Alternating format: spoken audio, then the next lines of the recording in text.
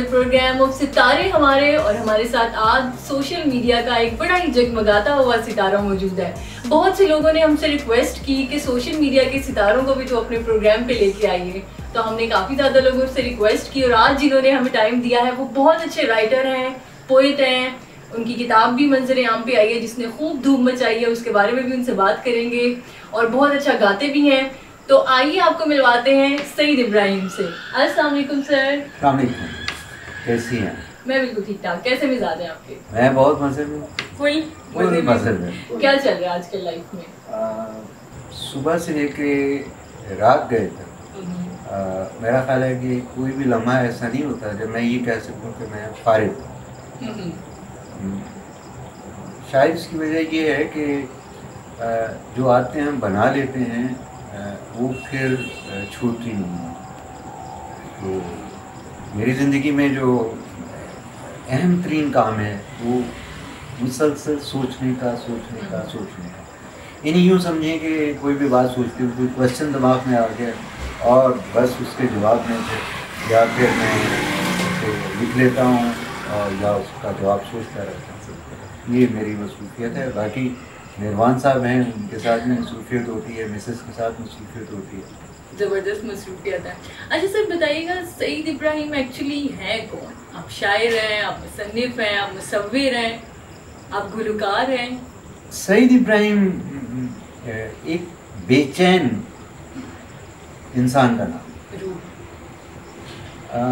روح بھی کہہ لیں, وہ میں روح پہ یقین نہیں کرتا, بدروح نہ کہہ لیں. بچپن میں ڈر جاتا تھا.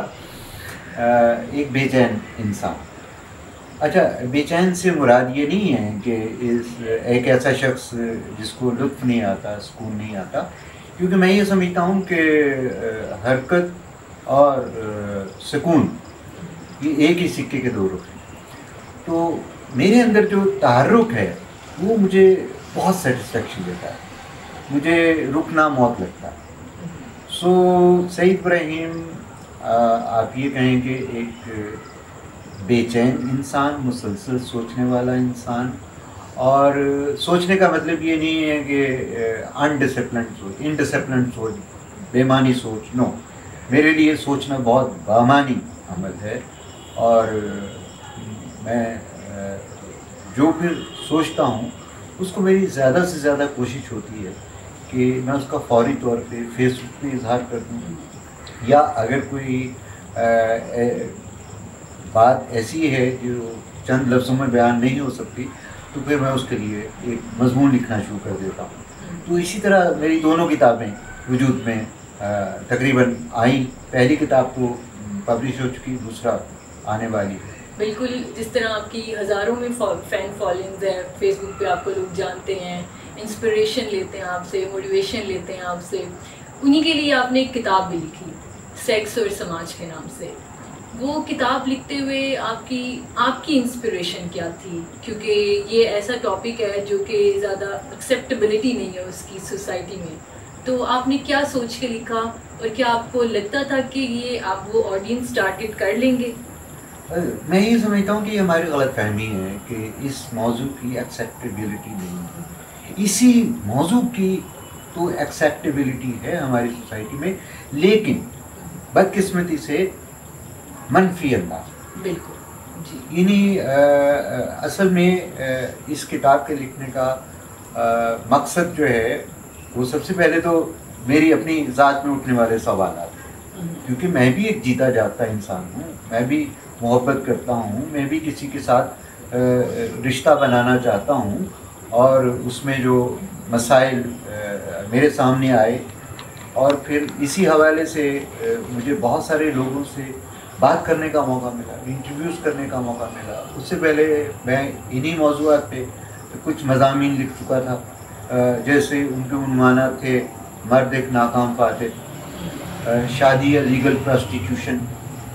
تو اس کا جو رد عمل تھا اس نے مجھے یہ اس پہ ایک اسٹیمپ لگا دی, اس میرے خیال پہ مورِ تصدیق ثبت کر دی کہ یہ موضوع سوسائٹی کے لیے بہت ضروری ہے, اور مزید ضروری اس لیے ہے کہ سیکس کے حوالے سے جو ہماری سوسائٹی میں برباد کن قسم کی مس انڈرسٹینڈنگ پھیلی ہوئی ہے کہ یہ موضوع جو سب سے زیادہ سنجیدہ گفتگو کا متقاضی ہے اس کو ہم نے ایک مذاق بنا کے رکھ دیا. تو میں نے پہلی دفعہ کوشش کی اس سوسائٹی میں کہ یہ ایک ایسی کتاب لکھوں کہ کم از کم لوگ یہ حوصلہ کر سکیں کہ نہیں یہ بات مذاق میں اڑانے والی نہیں ہے، ریڈیکیول کرنے والی نہیں ہے، بلکہ یہ ہمارا اپنا اتنا سنجیدہ مسئلہ ہے کہ اور ہمیں اسے سنجیدگی سے بات کرنی پڑے گی اس موضوع پہ. کیونکہ آپ یہ دیکھیں کہ کتاب کا نام ہے سیکس اور سماج مکالمہ ضروری ہے. مثلاً کیا اس سے کتاب کے نام سے کیا ہمارے سامنے بات بنتی ہے کہ سماج اور سیکس کا چولی دامن کا ساتھ ہے، لیکن بدقسمتی سے یہ ریڈیکیول ہو رہا ہے. سو اس کو مکالمے میں ڈھالنے کی ضرورت ہے. اور میں یہ چاہتا ہوں کہ یہ کتاب میں نے اس لیے لکھی کہ میری بیٹی، میری بہن، ایون میری ماں اگر ہوتی زندہ تو وہ بھی مجھ سے اس کتاب کو پڑھنے کے بعد بڑے اعتماد کے ساتھ بات کر سکتی. یہ نہیں ہے کہ صرف مجھ سے دوسری خواتین آ کے بات کریں، اول تو وہ بھی بات کریں تو بڑے کانفیڈنس کے ساتھ بات کریں، انہیں یہ نہ لگے کہ یہ کوئی ایسے ہی کوئی ٹھڑک کا معاملہ نہیں. اور پھر کتاب کی زبان میں نے اتنی سادہ رکھی کہ اسے ایک 8ویں پڑھا ہوا نوجوان بھی، لڑکا ہو یا لڑکی ہو، بہت آسانی سے پڑھ بھی لے اور سمجھ بھی لے. اس پہ میں نے کوئی فلاسافیکل بھول بھلیا نہیں ڈالی. تو آپ کو تنقید کا سامنا بھی تو رہا ہوگا، جتنی پذیرائی ملی ہے ینگسٹرز نے اس کتاب کو پڑھا ہے اور کافی اس کو دھوم مچائی ہے اس کتاب میں، تو تھوڑا بہت تنقید کا سامنا بھی رہا ہوگا. اس کو آپ نے کس طرح، how you dealt with that? یہ حیرت کی بات ہے کہ جن لوگوں کا یہ مسئلہ تھا، اور وہ کم نہیں ہے، بے شمار لوگ ہیں، ان کی طرف سے انتہائی پازیٹیو رسپانس ہے. بلکہ خواتین کی طرف سے بھی اور مردوں کی طرف سے بھی جو ایک کامن جملہ مجھے سننے کو ملا وہ یہ تھا کہ سر ہمیں یہ لگا کہ یہ کتاب آپ نے میرے لیے لکھی. اچھا، تنقید کن کی طرف سے آئی؟ جو اپنے آپ کو بہت انٹلیکچوئل سمجھتے، جو سمجھتے ہیں کہ ایسی ہمیں کتاب لکھنی چاہیے. یہ کتاب ہوتی وہ ہے جو کسی کی سمجھ میں نہ آئے. بلکہ ہمارے یہاں ایسے شاعر اور افسانہ نگار بدقسمتی سے پیدا ہو چکے ہیں جو اپنا افسانہ یا نظم یا غزل تو نہیں، نظم سنانے کے بعد پوچھتے ہیں آپ کو سمجھ آئی؟ تو اگر دوسرا کہے کہ نہیں سمجھ آئی تو وہ کہتے ہیں کہ وہ میں کامیاب ہو گیا. سو یہ ایک کلاس ہمارے یہاں ایسی ہے جو اس سوسائٹی سے کٹی ہوئی ہے. وہ اس کو لگتا ہے کہ نہیں یہ کتاب تو بڑی سادہ سی کتاب ہے. انہیں یہ نہیں پتا کہ اس وقت مجھے سوسائٹی کے کن طبقات سے بات کرنے کی ضرورت ہے. مجھے ان مڈل کلاس کے نوجوانوں سے بات کرنے کی ضرورت ہے جو کتاب سے دور ہو چکے. وہ کتاب پڑھ لیں تو بہت بڑی بات ہے، اور انہیں کتاب پڑھنے کے بعد محسوس ہو کہ ہاں یار یہ مجھے معلوم تھا لیکن مجھے کہنا بتانا نہیں آ رہا. ہاں اب میں اسے بتا سکتا ہوں، میں شیئر کر سکتا ہوں. ادروائز تو وہ مریضوں کی طرح بیچارے اپنے ہی جیسے مریضوں سے ڈسکس کرتے تھے اور انہیں بالکل ہوتا بھی ایسا ہے کہ کوئی بہت ہی خوبصورت کتاب ہو لیکن وہ بہت ہی مشکل الفاظ کا چناؤ اگر ہو تو پڑھنے والے کا اس میں انٹرسٹ بھی ڈیولپ نہیں ہوتا. تو جتنی آسان زبان میں کتاب ہوگی اتنا پڑھنے والے کو بھی مزہ آئے گا. تو اس کے سیکس اور سماج مکالمہ ضروری ہے کے علاوہ آپ کی کون سی کتاب آ رہی ہے؟ میری اگلی کتاب ہے تعلیم اور تباہی. اس میں بھی یوں سمجھے کہ میں نے اپنی ذات کو مد نظر رکھا کہ میرے ساتھ گھر میں، اسکول میں جو رویے تھے، کیا وہ رویے ایک بچے کے لیے ساتھ ہونے چاہیے.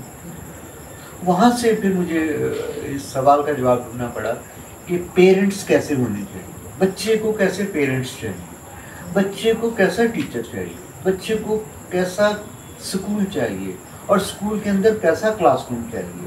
اسے وہ کیسا ٹیچر ہو جو مجھے انڈرسٹینڈ کر کے مجھے اس طرح سے پڑھائے جیسے میں پڑھنا چاہتا ہوں، اور مجھے وہ پڑھائے جو واقعی میری زندگی میں کوئی مفہوم بناتا ہوں. یقین کیجیے کہ میں ایف ایس سی تک quite an idiot person. مجھے میں بہت اچھے نمبر لے لیتا تھا لیکن یقین کیجئے مجھے کچھ معلوم نہیں تھا کہ یہ کیمسٹری کیا ہے، فزکس کیا ہے، بایولوجی کیا ہے. اردو لٹریچر میں تھوڑی بہت دلچسپی تھی لیکن اس میں بھی کوئی بہت بامانی انڈرسٹینڈنگ نہیں تھی. لیکن فرسٹ ٹائم جب میں نے خود ایف ایس سی میں جب میں فلاپ ہو گیا، ناکام ہو گیا پہلی دفعہ، تو دوسری دفعہ ایگزام دینے کے لیے میں نے جب پڑھا تو مجھے ریئلائز ہوا کہ کتاب کتنی اہم چیز ہے، اور اگر کبھی زندگی رہی مجھے پڑھانے کی تو میں ایسے نہیں پڑھاؤں گا جیسے آج تک مجھے یہ ٹیچر پڑھاتے رہیں گے. اور اس میں نے کتاب میں فوکس کیا ہے ان ایکٹیویٹیز کی طرف جن کو ہمارا سماج نارملی ریجیکٹ کرتا ہے. جیسے ہم پوئٹری سے متاثر بھی ہوتے ہیں لیکن پوئٹری ہمارے لیے بڑی بیکار چیز ہے. ہم اپنے بچوں کو دور کرنا چاہتے ہیں پوئٹری سے، ہم فکشن سے دور کرنا چاہتے ہیں. فلاسفی کا تو ہم نام بھی لینے دینا چاہتے ہیں. آرٹ ڈرائنگ جو خاص طور پہ ایک مضمون ہے اس کو تو ہم نے برباد کر کے رکھ دیا. جن اسکولوں میں جو گورنمنٹ اسکولوں میں پہلے ہوتا تھا وہاں سے ختم کر دیا گیا. اور ہمیں معلوم ہی نہیں ہے کہ اگر ہماری زندگی سے ڈرائنگ منہا کر دی جائے تو یہ جو کچھ ہمارے پاس موجود ہے یہ پلک جھپکتے میں ختم ہو جائے گا. یہ ساری ڈرائنگ کی دین ہے. یہ غار سے لے کے یہاں تک کا سفر یہ ڈرائنگ کی دین ہے. اس کے علاوہ میں صرف ڈرائنگ کی نہیں کہہ رہا، کیونکہ ڈرائنگ اسٹرکچر بناتی ہے، ڈرائنگ اسٹرکچر سوچتی ہے. یہ گھر ڈرائنگ کی بنیاد پہ بنا ہوا ہے، اور یہ جو کیمرہ ہمیں کیپچر کر رہا ہے یہ اس میں ساری ڈرائنگ انوالو ہوئی ہے. سائنس کے علاوہ ڈرائنگ بھی انوالو ہوئی. تو آپ نے کتاب لکھی، جیسے آپ نے تعلیم پہ کتاب لکھی، تو آپ کو کیا لگتا ہے ہمارا تعلیمی نظام ایسے اذہان کیوں نہیں پیدا کر رہا جو سوچیں، فکر کریں، سوچنے سمجھنے کی صلاحیتیں کیوں نہیں پیدا ہو رہی ہیں؟ ایسے اذہان کیوں نہیں ہمارا تعلیمی نظام پیدا کر پا رہا؟ اس کی ایک وجہ تو ہماری فیوڈل اپروچ ہے، جس میں دیکھیں نا مسلمانوں میں تو آپ یہ دیکھیے کہ خلافت کے بعد بادشاہ کا ایسا سلسلہ چلا، وہ نام کے وہ خلیفہ ہی تھے لیکن وہ پھر تھرو آؤٹ بنو امیہ کے بعد تو جو ایسے حکمران ہوتے ہیں نا ڈکٹیٹر، ان کے لیے عوام کو سمجھانا نہیں ہوتا، سدھانا ہوتا. وہ لوگوں کے ذہن سے اس لیے خوفزدہ ہوتے ہیں کہ کہیں ان بادشاہوں کے جو لوٹ مار کا سسٹم ہے ہم اس کو نہ سمجھ جائیں. اس وقت سب سے بڑا جو مسئلہ ہے ہمارے ہاں وہ ہمارے سو کالڈ پولیٹیکل حکمرانوں کو بھی ہے لیکن اسٹیبلشمنٹ کو سب سے زیادہ ہے. اسٹیبلشمنٹ آپ کو قدم قدم پہ جو ہے نا روکتی دکھائی دے گی کہ وہ اسی لیے ہماری کتابیں ایسی ڈیزائن کی گئی ہیں کہ کتاب جو علم کا منبع ہے بچے کو بالکل ابتدا میں ہی اس کتاب سے نفرت ہو جاتی ہے. بالکل تعلیم بوجھ لگنے لگی ہے، بجائے اس کے کہ بچے شوق سے کتاب پڑھیں، اسکول جائیں، کالج یونیورسٹیز جائیں. اب ایک دوڑ لگ گئی ہے کہ اتنے پیسے دیں اور ڈگری لیں، اور بس وہ تعلیم شوق کے لیے نہیں، ڈگری کے لیے. اور وہ ایک بوجھ ہے جو کندھے پہ لادا ہوا ہے، بھاری سی بوری، اور اس کو بس اتار کے پھینک دینا ہے. یہ تعلیم پروگریسو لبرل حلقوں میں آپ ایک جانی مانی شخصیت ہیں، تو یہ سوال آپ سے پوچھنا بنتا ہے. اور آپ خود بھی ایک فیمنسٹ ہیں، عورتوں کے حقوق کے بارے میں کافی آپ ان کے ساتھ دیتے ہیں، شانہ بشانہ ان کے کھڑے رہتے ہیں. یہ فیمنزم جو تحریک چلی ہوئی ہے، آپ کو نہیں لگتا کہ یہ ایکوالٹی کے بجائے ایک مرد دشمن تحریک بنتی جا رہی ہے؟ اکثر بات یہ ہے کہ ہماری بدقسمتی ہے کہ ہم انگریز کے آنے سے اب تک ایک رد عمل کی کیفیت ہے، اور ایون پاکستان بننے میں اس رد عمل کی قوت نے بہت بڑا کردار ادا کیا. لیکن رد عمل جو ہے نا ایک نفسیاتی بیماری بن جاتا ہے اگر ہم اس کو اپنی سوچ سمجھ کے انالائز کر کے طاقت میں نہ بدلیں. تو یہ جو فیمنزم ہے یہ کچھ مکسڈ قسم کا فلیور ہے، جوس ہے، جس میں اس گروہ میں یا گروپ میں ایسے لوگ مرد اور عورتیں بھی شامل ہیں جو بہت شعور رکھتے ہیں. نو ڈاؤٹ ان کا لکھنے میں پڑھنے میں بہت انٹلیکٹ انوالوڈ ہے، اور وہ پورے خلوص سے یہ کام کر رہے ہیں. لیکن زیادہ تر لوگ جو ہیں بلکہ خواتین وہ جو صدیوں کا جبر ہے جس کی اب انہیں زیادہ احساس ہونے لگا, اور وہ بھی فیمنسٹوں کی ایکٹیویٹیز کے نتیجے میں نو ڈاؤٹ مطلب ہے کہ یہ کنٹریبیوشن ہے کہ ایک غصہ تو ان کا سامنے آ رہا ہے. لیکن میں پھر عرض کروں کہ اس غصے میں ابھی انٹلیکٹ شامل نہیں ہو پا رہا. اور آپ کو نہیں لگتا کہ یہ غصہ دونوں کے لیے نقصان دہ ہے؟ اگر ایک مرد دشمن تحریک کی طرح یہ ابھر رہا ہے, اس طرح اگر ہم مردوں سے دشمنی شروع کر دیں گے تو 20-25 سال مرد نکال دیں گے ایک اپنی تحریک چلانے میں کہ ہم پہ یہ جبر ہوا ہے, ہمارے ساتھ بھی نفرت کی جا رہی ہے. تو دونوں کو دونوں کی ضرورت ہے. مرد عورت کے بغیر نہیں رہ سکتا اور عورت مرد کے بغیر نہیں رہ سکتی. اس سے تو کوئی بھی انکار نہیں کر سکتا. اچھا, آپ کی بات کے نا دو جواب. ایک تو جواب یہ کہ مثلا میں ایک سوچنے سمجھنے والے فرد کے طور پہ یہ کہوں گا کہ یا میری ذمہ داری ہے یہ بتانا کہ ایسا ہوگا اور اسے ہم روک نہیں سکتے. اور دوسرا جواب ہے کہ ایسا ہونا چاہیے یا نہیں ہونا چاہیے. مثلا جو ابھی آپ نے بات کی کہ یہ رد عمل نقصان دہ ہے, بالکل نقصان دہ ہے, لیکن ہم ابھی اس رد عمل کو روک نہیں پائیں گے. ابھی یہ تحریر اس رد عمل کی شکل میں ہی آگے بڑھے گی, چاہے مردوں کے لیے 20 سال پسنا پڑے, 50 سال پسنا پڑے. عورتیں بھی تو لاکھوں سال سے پستی چلی آ رہی ہیں. تو اگر ہمیں بھی تھوڑی سی دیکھیے, مثلا میں ایک میرڈ آدمی ہوں. اب ہمارے یہاں جو شادی شدہ رشتے ہیں وہ بھی دو طرح کے ہیں کہ ایک وہ جو میرے جیسے لوگ اپنی پسند کی شادی کرتے ہیں اور ایک وہ جن کی جبرن شادی کر دی جاتی ہے. اب یہ لاٹری والا معاملہ دونوں میں ہے. لیکن اس کا یہ مطلب نہیں ہے کہ صرف وہی مرد اور عورت تکلیف میں ہیں جن کی جبری طور پہ شادی کر دی گئی ہے. عین ممکن ہے ان میں سے کسی کا, 100 میں سے 1 کا, 1000 میں سے 2 کا لو ریلیشن شپ بھی ڈیولپ ہو جائے کہ وہ بڑے اچھے طریقے سے ساتھی کے طور پہ رہ سکیں. اور یہ بھی ہو سکتا ہے کہ لو میرج کرنے والے لوگ ہی 3 مہینے کے بعد جو ہے نا ایک دوسرے کے جان کے دشمن بنے ہوئے ہیں. اچھا, یہ مجھے فرض کریں کہ میں نے 2 بار مطلب ہے کہ مجھے یہ تجربہ ہوا, تو میں اپنی زندگی کو یہ نہیں کہہ سکتا کہ آئیڈیل لائف نہیں, مجھے ایک ریئلسٹک بندے کے طور پہ دیکھنا پڑے گا کہ میری زندگی میں جو خاتون ہے وہ ایک انڈیویجول ہے اور وہ اسی سوسائٹی کی دین ہے. ضروری نہیں کہ میں مطالبہ اس سے نہیں کر سکتا کہ وہ میری جگہ پہ آ کے سوچے, مجھے انڈرسٹینڈ کریں, میری فلاسفی کو اپنائے. وہ اگر اپنانا چاہے گی اپنائے گی, نہیں اپنانا چاہے گی نہیں اپنائے گی.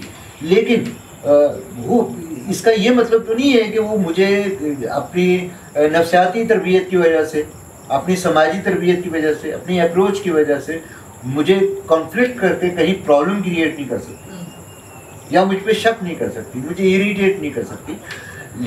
اب اس کا یہ مطلب نہیں ہے کہ اگر وہ ایز این انڈیویجول کہیں مجھے ڈسٹرب کرتی ہے تو میں اناؤنس کر دوں کہ میں جو یہ پوری دنیا کی عورتوں کے خلاف ہوں. نو, ہمیں یہ ذہن جو ہے نا یہ لانا پڑے گا. جی بالکل, یہی میں بات کہہ رہی تھی کہ عورت اور مرد جو ہے یہ دیکھیے جب تک یہ عاشق اور معشوق نہیں بنیں گے, اور عاشق معشوق کا مطلب یہ نہیں کہ مرد عاشق ہے اور عورت حسن ہے اور یہ محبوبہ ہے, نہیں.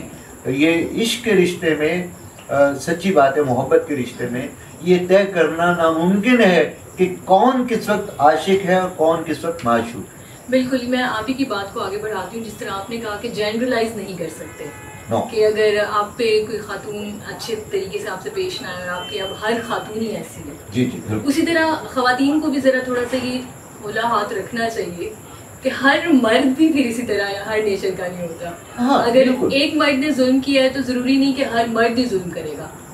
یہ بالکل میں آپ کی بات سے ایگری کرتا ہوں, لیکن پرابلم یہ ہے کہ جن طریقوں سے یہ بات ہمیں سمجھانی چاہیے جی وہ طریقے وہ طریقے ہمارے پاس نہیں ہیں. سر ہم پروگریسو حلقہ ہے, کافی لبرل ہیں, سیکولر لوگ ہیں, ہم سے ایکسپیکٹ کیا جاتا ہے کہ ہم اختلاف رائے کریں گے لیکن ایک بڑے خوبصورت دائرے میں رہ کے, بڑا آپسی اعتماد, پیار, عزت وہ بحال رہے گی. لیکن میرے دیکھنے میں آیا, میرا آبزرویشن, میرا ایکسپیرینس یہ رہا ہے کہ ہم لوگ کہتے ہیں کہ آرتھوڈاکس سائڈ پہ بڑا متشدد رویہ ہے, لیکن ہمارے اندر بھی ایسا ہے کہ بہت ہی شدت پسندی ہے. ہم نے لبرلزم کو بھی ایک الگ طرح کا ایک مذہب کریٹ کر دیا ہے.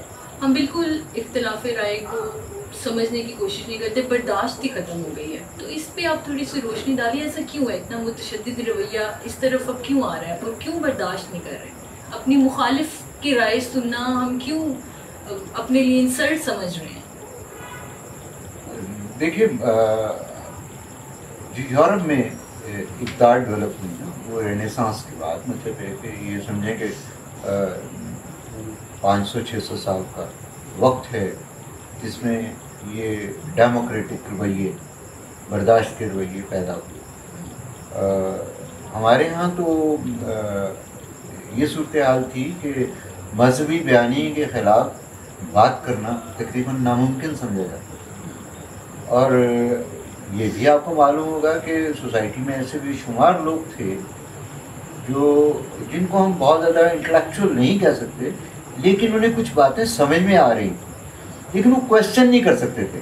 وہ مولوی کی جو اسٹوپڈ قسم کی باتیں تھیں, ان لاجیکل باتیں تھیں, ان پہ ان کے اندر رد عمل پیدا ہوتا تھا, لیکن ان کو اجازت نہیں تھی. یہ تو سوشل میڈیا کی مہربانی ہے کہ اس نے بہت سارے لوگوں کو حوصلہ دیا کہ ہاں یہاں تو بات کی جا سکتی ہے, اور بلکہ یہاں تو سہولت یہ ہے کہ اپنی شناخت چھپا کے بھی کی جا سکتی ہے. سو ابھی میں یہ سمجھتا ہوں کہ یہ لبرلزم کے نام پہ نا ایک رد عمل کا غصہ جو ہے وہ نکل رہا ہے, اور ابھی it will take a time. اور بدنصیبی یہ ہے کہ ہمارے ہاں ابھی تک وہ کریٹیو مائنارٹی, انٹلیکچوئل مائنارٹی بھی جنم نہیں لے سکی. بہت کم آپ کو سوشل میڈیا پہ ایسے سینسیبل لوگ ملیں گے جو بہت طریقے سے بات کرتے ہیں اور بہت خوبصورت طریقے سے بات کرتے ہیں. تو یہ توقع ہم ابھی ان خودرو پودوں سے نہیں کر سکتے جن کو موقع مل گیا ایک دم سر نکالنے کا, اور وہ ابھی بیچارے اپنا غصہ نکال رہے ہیں. وہ گالیاں بھی نکالیں گے, وہ سب کچھ کریں گے, کیونکہ انہوں نے یہ جبر جو ہے وہ صدیوں کا برداشت کیا ہے. تو جیسے میں میاں بیوی کے ریلیشن شپ میں بات کر رہا تھا کہ پرسنلی مجھے اپنی بیوی سے کوئی بھی مسئلہ ہو سکتا ہے, تو اس کا یہ مطلب نہیں ہے کہ میں پروگریسو نہ رہوں, یا میں آرتھوڈاکس بن جاؤں, یا میں میل شاونزم کا شکار ہو جاؤں. نو, ہمیں ان جن دوستوں سے آپ کو شکایت ہے کہ ان کو ابھی مکالمہ کرنا نہیں آ رہا, اگر ان کی بات سنی جائے, انہیں موقع دیا جائے, تو شاید یہ سیکھ لیں گے کرنا. اور پھر ان کے پاس مثالیں ایسی ہیں کہ بڑے اچھے لکھنے والے ہیں جن کو پڑھنے کے بعد I think, but it will take a time. Sir fun game کے نام سے ہمارا ایک سیگمنٹ ہے جس میں ہم نے چھوٹے چھوٹے کویسچنس کرنے ہیں. سرپرائز ہے آپ کے لیے, آپ نے بس جلدی سے ان کا جواب دینا ہے. میں بچہ بن گیا. جی بالکل, ابھی بھی دل تو بچہ ہی ہے. بچپن میں آپ کیسے بچے تھے؟ میں شرارتی تھا. ہاں. کیا آپ فضول خرچ ہے؟ نہیں. آپ کی سب سے اچھی عادت کون سی ہے؟ پروڈکٹیولی سوچنا. واو. اور سب سے بری؟ سستی, کاہلی. ویسے پروڈکٹیو ہو کے سوچنا, وہ لوگ بھی کاہل ہو سکتے ہیں, سست ہو سکتے ہیں. ہوتے ہیں, کیونکہ وہ سوچ رہے ہوتے ہیں تو لوگوں کو لگتا ہے کہ وہ بس بیٹھے ہیں. یس پوائنٹ ہے. اب یہ تو نہیں ہو سکتا کہ بیگم کہ مجھے پانی کا گلاس پلا دو تو اس وقت وہ یار میرا تو سارا پروسیس برباد کر دیا. اگر آپ کو پتہ لگے کہ آج آپ کا آخری دن ہے تو ایک کام بتائیے جو آپ کرنا چاہیں. محبت. کس سے؟ جو اچھا لگے گا اس سے. واو. آپ کی اٹینشن کس طرح حاصل کی جا سکتی ہے؟ سوالوں سے, خوبصورت سوال. آپ کا سب سے بڑا خوف کیا ہے زندگی میں؟ سب سے بڑا خوف بے موت نہ مارا جائے. کسی موب کے ہاتھ. آپ کے متعلق کوئی رومر ہے؟ بہت ساری ہوں گی. ہوں گی، کوئی ایک بتائیے. یہی ہوگی کہ یہ تو عورتوں کو پٹانے کے لیے لکھتا ہے, ان کی توجہ حاصل کرنے کے لیے لکھتا ہے. ویسے آپس کی بات ہے کہ عورت پٹی بھی ہے آج تک لکھنے لکھانے سے؟ دیکھیے پڑھنا نہیں, اسے میں کہتا متوجہ ہوتی ہے, بہت خواتین متوجہ ہوتی ہیں, اور مجھے واقعی بہت اچھا لگتا ہے, اور میرے دل میں جو ان کی رسپیکٹ ہوتی ہے, اور ان کی یقین کیجیے ان کی ایج جو ہے نا وہ یوں سمجھے 20-22 سال سے لے کے 60 سال کی عمر تک, 65 سال کی عمر تک. تو اور میرا پرابلم یہ ہے کہ میں جب کسی شخص کے ساتھ گفتگو کرتا ہوں تو نہ سامنے والے کو یہ احساس رہنے دیتا ہوں کہ میری عمر کیا ہے, اور نہ مجھے احساس رہتا ہے کہ یار یہ تو 22 سال کی لڑکی ہے اور میں اس سے کتنی انٹلیکچوئل گفتگو کر رہا ہوں. اس ہفتے میں سب سے دلچسپ چیز آپ نے کون سی پڑھی؟ سب سے دلچسپ چیز میں نے بہت ساری چیزیں پڑھی ہیں. ہاں وہ جنرل مشرف کی کتاب میں پڑھ رہا تھا. دلچسپ لگی کافی. وہ ظاہر ہے اس میں بڑی بھونگیاں ماری ہوئی ہیں تو وہ بڑے مزے کی چیز لگی. کیا کشمیر کو پاکستان کا حصہ بننا چاہیے؟ نہیں, کشمیر تو کشمیریوں کا ہوتا ہے. زبردست. آپ کی پسندیدہ فلم؟ اجازت. ویسے تو بہت ساری ہیں لیکن اجازت. کون سا کام کرنے میں آپ بالکل اچھے نہیں ہیں؟ میں کس کام میں اچھا نہیں ہوں؟ جو کام مجھے پسند ہو. بچپن میں آپ کیا سوچتے تھے کہ بڑے ہو کے کیا بنیں گے؟ مشہورہ. اور آپ کی انسپریشن کون ہے لکھنے کے حوالے سے؟ میری انسپریشن جی محبت کا خواب, رومان. اور آج تک آپ نے کتنی محبتیں کی؟ ٹوٹی پھوٹی, چھوٹی موٹی, منہ زور, بہت ساری ہیں. ہاں. آخری آپ نے خواب کیا دیکھا؟ کوئی خواب آیا؟ نہیں, آج کل مجھے خواب نہیں ہے. خود کو 3 ورڈز میں اگر آپ ڈسکرائب کریں. خود کو ڈسکرائب کروں 3 ورڈز میں. برے سے برے حالات سے بھی لطف کشید کرنے والا آدمی. بریانی یا نہاری؟ نہاری. نہاری. جی تو فرینڈز, یہ تھا ہمارا آج کا پروگرام. امید ہے آپ کو بہت پسند آیا ہوگا. میں نے تو بہت زیادہ انجوائے کیا. خوش رہیں, پازیٹیو رہیں, نیگیٹیوٹی کو اپنے اندر سے نکالیں تو پھر دیکھیں آپ کی لائف کتنی زیادہ خوبصورت ہو جائے گی. اور جاتے جاتے سر سید ابراہیم سے ہم نے سننا ہے ان کی پسند کا ایک مزیدار قسم کا گانا, تو آئے سنتے ہیں ان کا گانا, اور پھر اسی نوٹ پہ ہم اینڈ کرتے ہیں پروگرام کو. اگلے ہفتے آپ کے ساتھ پھر حاضر ہوں گے. اپنا بہت زیادہ خیال رکھیے گا. Good bye. تو ایک خواب ہوں, اس خواب سے تو پیار نہ کر, پیار ہو جائے تو پھر پیار کا اظہار نہ کر. میں تو ایک خواب ہوں. یہ ہوائیں کہیں چپ چاپ چلی جائیں گی, لوٹ کے پھر کبھی گلشن میں نہیں